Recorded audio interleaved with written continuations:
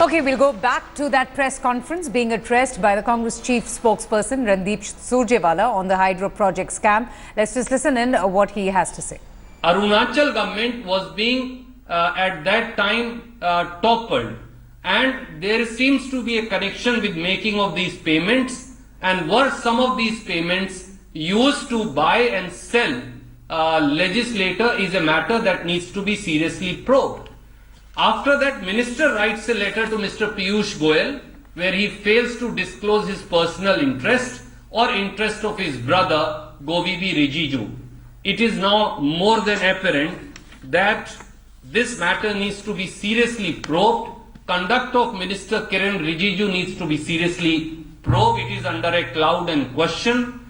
Unless and until a fair and free investigation is held based on the report of the CVO, Minister has, since he has been influencing payments through his brother, has no right to continue as MOS home even for a day. If Prime Minister has courage of his conviction, he must either sack Kiren Rijiju or ask him to resign and conduct a fair and free probe so that truth comes out. Mr. Modi's claim of transparency, of honesty is now under question. People of India are looking as to what action he takes to fairly probe this scam from Northeast. Any questions? You're welcome. Randeep sir, मेरा सवाल ये है कि प्रधानमंत्री नरेंद्र मोदी कई बार north east का दौरा कर चुके हैं और ये प्रोजेक्ट स्टार्ट में काफी दिन भी हो चुके हैं। लिहाजा सवाल ये है कि प्रधानमंत्री कहते हैं कि पारदर्शिता है, हर चीज की उनके पास नॉलेज है, पावर मिनिस्ट्री में चिट्ठी भी चली गई, जांच भी हो गई, क्या प्रधानमंत्री को ज्ञान नहीं था कि इतना बड़ा घोटाला है? और इसके साथ जुड़ा हुआ ये सवाल है कि क्या संसद में भी सारा अपोजिशन इकट्ठा होकर इस मसले को उठाएगा? सेंट्रल विजिलेंस ऑफिसर की रिपोर्ट की प्रथम दृष्टि के अवलोकन से साफ है कि पारदर्शिता से भ्रष्टाचार इस प्रोजेक्ट में हो रहा था।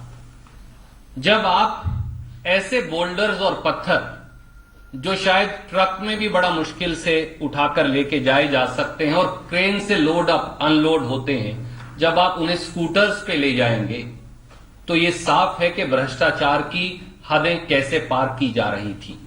इसमें कौन कौन संलिप्त है, किस किस का हिस्सा है, कितने पैसे का आदान प्रदान हुआ, यह पैसा किसको मिला, सरकार के किन किन लोगों का इसमें हाथ था, मंत्री किरण रिजिजू जी की इसमें क्या भूमिका थी?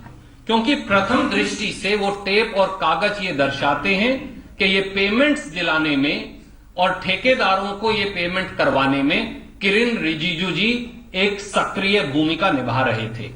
साफ है कि जब तक वो अपने पद पर बने रहेंगे, वो सबसे बड़े नॉर्थ ईस्ट के मंत्री हैं, तब तक इस व्यापक भ्रष्टाचार के घोटाले की जांच नहीं हो सकती।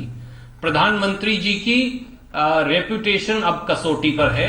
वो पारदर्शिता और ईमानदारी का दावा तो बड़ा बड़ा करते हैं, बड़बोले भाषण तो बहुत देते हैं, क्या वो जांच भी करवाएंगे निष्पक्ष तरीके से अपने खुद के लोगों के खिलाफ ताकि दोषियों को सजा मिले? अब ये देखना है। संसद से सड़क तक ये मामला उठेगा, ये साफ है। अरुणाचल में जिस प्रकार से सरकार की को गिराने की साजिश हुई थी, अब उस रहस्य की कुछ परतें भी इस घोटाले के अंदर छुपी हैं, ये टेप से साफ हो जाता है। अब प्रधानमंत्री जी पर है कि वो जांच करवाएं और देश उनसे जवाब मांग रहा है, वो देश को जवाब दें। पीयूष गोयल का एक पत्र है जो उन्होंने किरण रिजिजू को लिखा था जून और जुलाई में, उसमें पीयूष गोयल ने खारिज कर दिया पेमेंट करने से इस आधार पे कि बिल को लेकर जो सपोर्टिंग डॉक्यूमेंट्स थे वो नाकाफी थे, इसलिए बिल जो है चुकाया नहीं गया और टोटल जो बिल का दावा किया गया था उसका 60% पहले ही दिया जा चुका। तो लेटर के जवाब में तो पीयूष गोयल का जवाब, अगर ये बात सही है तो 80% पेमेंट कैसे कर दी गई? मैं आपको रिकॉर्ड के अवलोकन के बाद कह रहा हूं, 80% पेमेंट कैसे कर दी गई?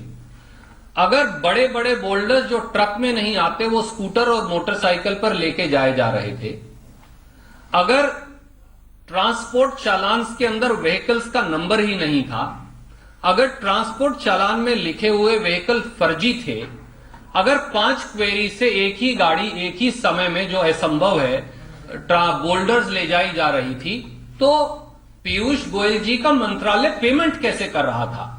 इसीलिए एक षड्यंत्र की बू इसमें से आती है। जांच के बाद सच्चाई का पता चलेगा, परंतु हम जिम्मेवारी से एक बात कह सकते हैं, षड्यंत्र सामने है, कागज और तथ्य सामने हैं। इसके बावजूद भी किरण रिजिजू जी और पीयूष गोयल जी मिलकर क्या खिचड़ी पका रहे थे, इसकी जांच होनी चाहिए। अगर वो साफ हैं तो जांच में वो साफ आ जाएगा, परंतु यहां तो पूरी दाल काली नजर आती है प्रथम दृष्टि में, इसलिए जांच होना और ज्यादा आवश्यक हो गया। की तरफ से ये सफाई आई है कि वो उनके अपने भाई नहीं है, बहुत डिस्टेंट रिलेटिव हैं, तो उनको इससे जोड़ना ठीक नहीं है। क्या कहें? And adding to it, he's also said that he's not aware about the conversation that he had with Mr. Verma. आप लोगों ने ये टेप सुना और इस टेप की एक प्रतिलिपि हम आपको दे रहे हैं। उस टेप की शुरुआत ये होती है कि गोविंद रिजिजू, अगर मैं उनका नाम सही ले रहा हूं, वो अपने भाई किरण रिजिजू जी की ओर से सेंट्रल विजिलेंस ऑफिसर से मिलने आए और उन्होंने ये भी कहा कि वो इस प्रोजेक्ट में कॉन्ट्रैक्टर हैं और सेंट्रल विजिलेंस ऑफिसर भी उनको एक बहुत प्रतिष्ठित परिवार के सदस्य होते हुए सम्मान दे रहे हैं। अब कोई किसी प्रकार की एक्सप्लेनेशंस देकर बचने की कोशिश करे, भाई अब भाई को ना माने, परंतु सच्चाई तो दुनिया के सामने है और सच्चाई का जवाब प्रधानमंत्री जी को देना पड़ेगा। अगर कोई और तथ्य माननीय मंत्री जी के पास है तो वो जांच में सहयोग करेंगे, वो सामने आ जाएगा। So will your party be raising this issue in the parliament as well? I think we have already answered. This is an issue of corruption, not based on allegation, but based on a report which runs into 129 pages, which is a factual report recorded by the Central Vigilance Officer of a public sector undertaking, Northeastern Electric Power Corporation Limited. It's time. Government opposition parties will not only raise it in parliament, but will also hold PM accountable to his promise of transparency and honesty both inside and outside parliament. Surjewala जी, इस tape की क्या कानूनी सत्यता वैधता है और क्या इसको आप लीगल तौर पर भी चुनौती देंगे या पॉलिटिकली आरोप लगाएंगे? दूसरा इससे जुड़ा हुआ सवाल है कि किरण रिजिजू कह रहे हैं कि इस पूरे मसले पर उन्होंने एक जनप्रतिनिधि होने के नाते चिट्ठी लिखी थी, इसमें कुछ गलत नहीं है।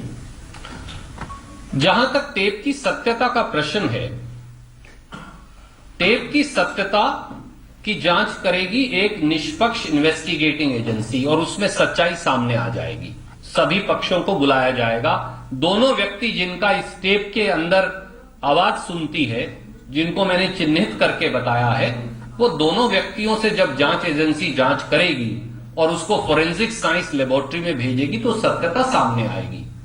किसी भी नुमाइंदे को पत्र लिखने का अधिकार है, मैं भी ये मानता हूं, पर उस नुमाइंदे को यह भी बताना चाहिए उस पत्र के अंदर कि वो केवल वकालत नहीं कर रहे, वो अपने भाई जो उस प्रोजेक्ट में ठेकेदार हैं उनकी मदद करने के लिए पत्र लिख रहे हैं। और क्या ये रूल्स ऑफ बिजनेस और डिस्क्लोजर ऑफ इंटरेस्ट के खिलाफ नहीं है? ये प्रधानमंत्री जी और मंत्री जी के विवेक पर मैं छोड़ता हूं। I'll come to you, sir. Minister ने डिनाई किया, उसने कहा कि दूर दूर तक कोई रिश्ता नहीं है, ना वो मेरा भाई है, ना मेरा चचेरा भाई है। नॉर्थ ईस्ट में कोई भी बंदा किसी को अपना भाई बोल देता, उन्होंने डिनाई किया कि कोई रिश्ता ही नहीं। मैंने इस प्रश्न का जवाब दे दिया। जब कोई व्यक्ति किसी आला अधिकारी के पास एक मंत्री के भाई का हवाला देकर जाते हैं और वो आला अधिकारी भी, जैसा टेप में है, उनको उनके भाई के तौर पर, एक प्रतिष्ठित परिवार के सदस्य के तौर पर सम्मान देते हैं और पूरी एक्सप्लेनेशन देते हैं। ठेकेदार को, सेंट्रल विजिलेंस ऑफिसर को एक्सप्लेनेशन देते हमने तो कभी सुना नहीं। तो स्थिति स्पष्ट है। बाकी की बात जांच से सामने आएंगी। सच्चाई जांच हो जाए, सच्चाई सामने आ जाएगी। सवाल यह है, क्या घोटाला हुआ? सेंट्रल विजिलेंस ऑफिसर कहते हैं घोटाला हुआ। क्या पत्थर बजाय ट्रकों के मोटरसाइकिल और स्कूटरों पर ले जाए दिखाए गए? सेंट्रल विजिलेंस ऑफिसर की जांच कहती है ऐसा हुआ। क्या पत्थर एक ही गाड़ी में 5-5 क्वेरी से एक ही समय में ले जाए दिखाए गए? सेंट्रल विजिलेंस ऑफिसर मौके पर जांच करके आए, वो कहते हैं ऐसा हुआ, बाकी जांच से सामने हो जाएगा। क्या फर्जी गाड़ियों के नंबर दिए गए?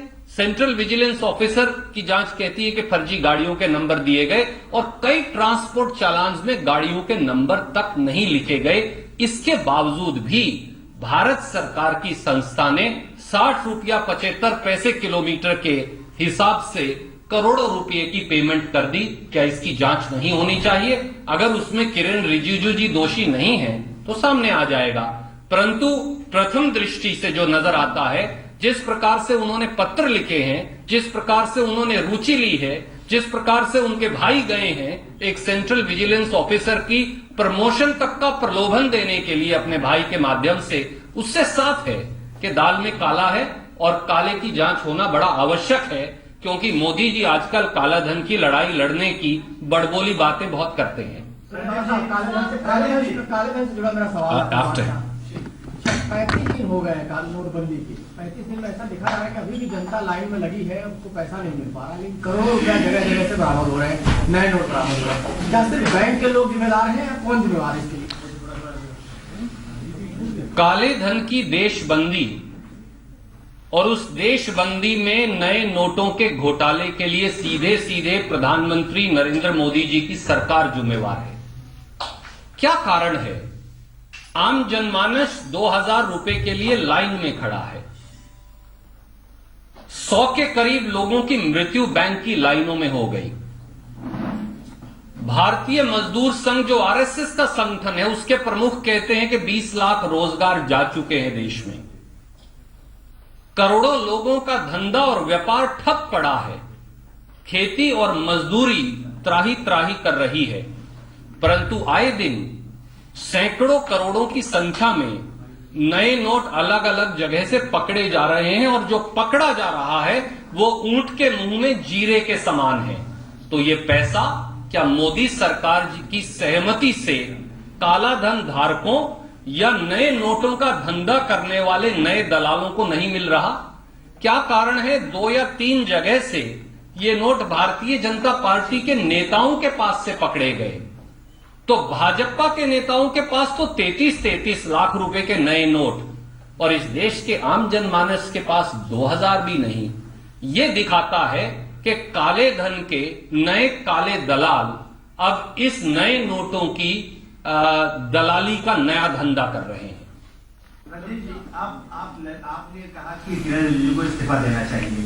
आप जरा ये बता दीजिए कि आप लोग लगातार मांग करते हैं। ललित गेट का इशू आया तो आपने कहा रिजाइन करना चाहिए, व्यापम आया तब आपने कहा रिजाइन करना चाहिए। उसके अलावा कई सारे ऐसे मसले रहे जिस पर आपने कहा मोदी सरकार से कि उनके मंत्री को, उनके स्टाफ को, जो संगठित लोग हैं उनको इस्तीफा। इससे क्या उम्मीद है जब आप मांग कर रहे हैं, क्या किरण रिजिजू इस्तीफा देते?